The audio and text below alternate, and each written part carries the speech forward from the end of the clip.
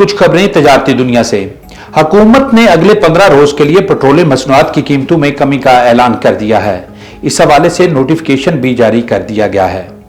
वजारत खजाना की जानब से जारी नोटिफिकेशन के मुताबिक अगले 15 रोज के लिए पेट्रोल और हाई स्पीड डीजल की कीमत में 2 रुपए की कमी की गई है।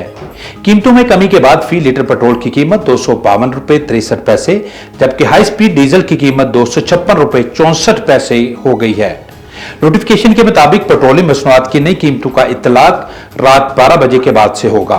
Lahore chamber of commerce and industry के सदर मियां अबू जर शाद ने जंगी हालात में कौमी यकजहती के लिए बड़ा कदम उठा लिया है।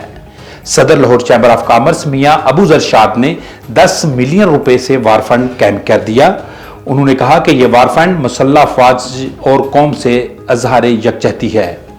मियां अबू जर शाद का कहना था कि कारोबारी बरादरी और अवाम इस फंड में बढ़ चढ़कर हिस्सा ले।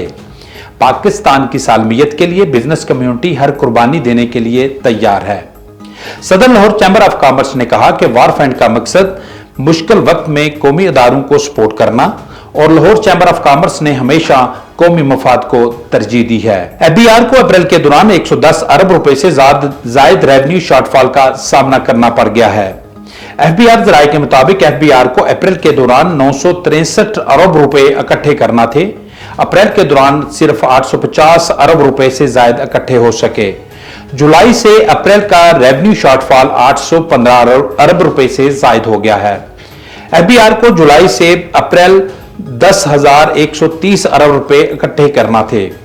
चेयरमैन एफबीआर ने बताया कि सालाना बुनियादों पर 30% रेवेन्यू ग्रोथ रिकॉर्ड हुई है। टैक्स जीडीपी तनासब आईएमएफ शर्त के मुताबिक है।